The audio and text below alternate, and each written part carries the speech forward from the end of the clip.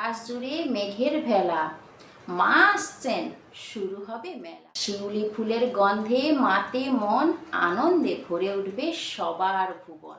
মা আসছেন বছর ঘুরে, আলো জ্বলে উঠবে প্রতিটি ঘরে ঘরে। আজকে আমার নিবেদন ইলিশ বিরিয়ানি। বন্ধুরা, এই তো পুজো চলেই এলো, তা পুজোর কটা দিন সবসময় কি চিকেন বিরিয়ানি খেতে মন চায়? একটু অন্য কোনো বিরিয়ানির স্বাদও পেতে তো মন চায়। তার জন্য আজকে আমি বানাবো ইলিশ বিরিয়ানি। তোমরা কিন্তু এই ইলিশ বিরিয়ানি ট্রাই করতে পারো। খুব কম সময়ে অল্প উপকরণে ঘরোয়া পদ্ধতিতে ইলিশ বিরিয়ানি। তাহলে চলো রেসিপিটি শুরু করা যাক। আর হ্যাঁ, রেসিপিটি যদি ভালো লাগে অবশ্যই কিন্তু লাইক, কমেন্ট এবং সাবস্ক্রাইব করে পাশে থাকবে পরের রেসিপিটি পাওয়ার জন্য। তাহলে পরের রেসিপি পাওয়ার জন্য কিন্তু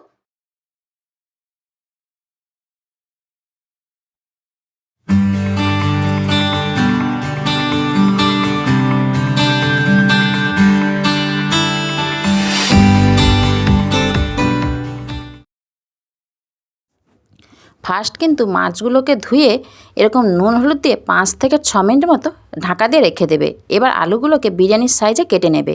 কেটে নিয়ে একটা শক্ত কাঁথি দিয়ে আলুগুলোকে এরকম ফুটো করে দেবে।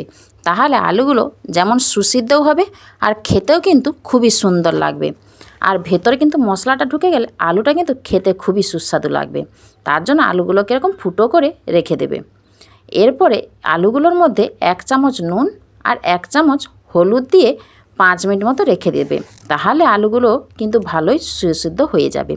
এবার পেঁয়াজগুলোকে কুচি কুচি করে নুন দিয়ে মেখে এরকমভাবে করে নেবে। তাহলে পেঁয়াজগুলো ভালো মতোই বেরেস্তা হয়ে যাবে। এবার পেঁয়াজগুলোকে সর্ষে তেলের মধ্যে ডুবো তেলে ভেজে নেবে।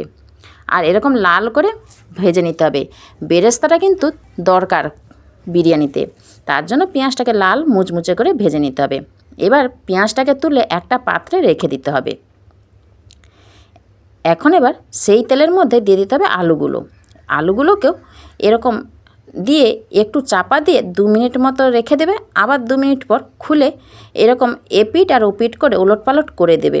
আবার একবার ঢাকনা দিয়ে আবার রেখে দেবে। আর গ্যাসের ফ্লেমটা সবসময় কিন্তু হাই রাখবে না, লো রাখবে। তাহলে আলুগুলো কিন্তু খুবই সুসিদ্ধও হবে আর লালটাও ঠিকঠাক আসবে, নাহলে কালচে হয়ে যাবে গ্যাসের ফ্লেমটা যদি হাই রেখে দাও। এখানে এবার গরম জলের মধ্যে দিতে তো এলাচ, লবঙ্গ, জায়ফল, জয়িত্রী। এবার চালটাকে ধুয়ে সিদ্ধ করে নিতে হবে। আর বন্ধুরা, যাদের বাড়িতে কেশর নেই তারা কিন্তু এরকম দুধের মধ্যে 1 চামচ হলুদ দিয়ে দুধটাকে একটু ফুটে নিলেই দেখবে কেশরের মতো কালারটা চলে আসবে। এবার এখানে কিন্তু ভাতটা কিন্তু 70 থেকে 80% সেদ্ধ করে নিতে হবে। এবার ভাতের মধ্যে ছেঁকে একটা পাত্রের মধ্যে ঢেলে দিয়ে 1 চামচ নুন আর 1 চামচ চিনি, যে যেমন চাল নেবে পরিমাণ মতো নুন চিনিটা সেভাবে করে ভালো করে মেখে নেবে। আর এই গরম ভাতের মধ্যে মেখে নিতে হবে, তাহলে কিন্তু নুন চিনিটা ঠিকঠাক আসবে। এবার মাছগুলোকে লাল করে ভেজে নিতে হবে কড়াইয়ের মধ্যে তেল দিয়ে।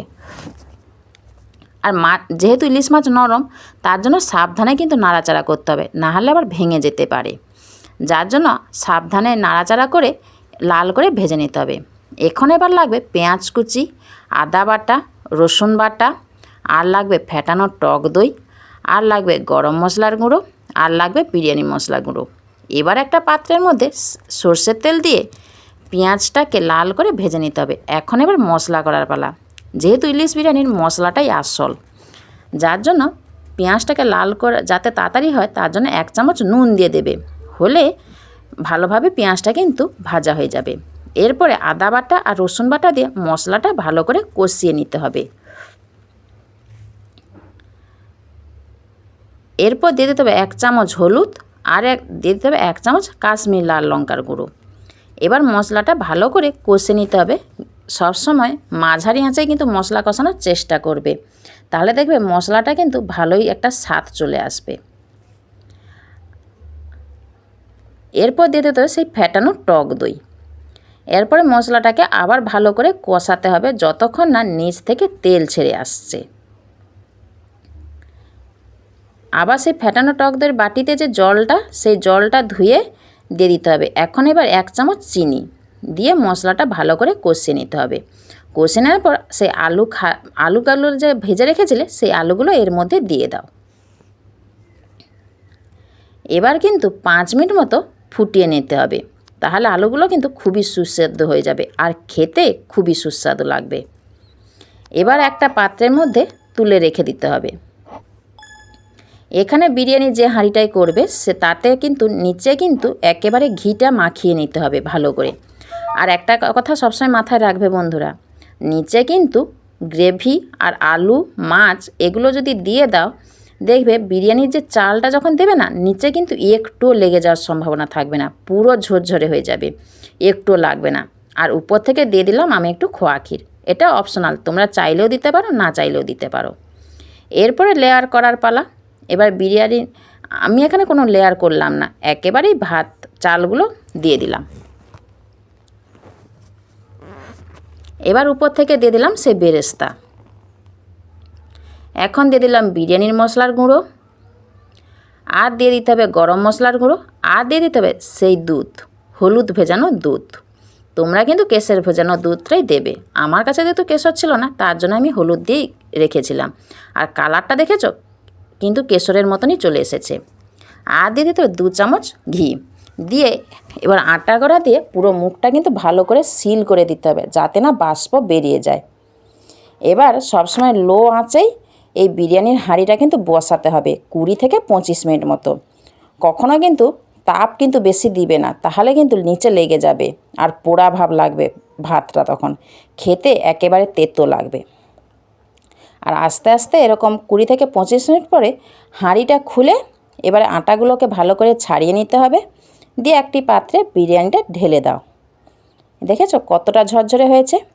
তাহলে আমার এই রেসিপিটি তোমাদের কেমন লাগলো অবশ্যই কিন্তু লাইক, কমেন্ট এবং সাবস্ক্রাইব করে পাশে থাকা নোটিফিকেশানটা অন করে রাখবে পরের রেসিপি পাওয়ার জন্য।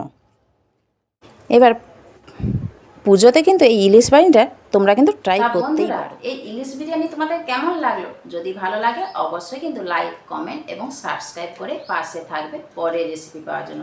ততক্ষণ পুজোর কটা দিন আনন্দ করো এবং ভালো থেকো, সুস্থ থেকো। নমস্কার।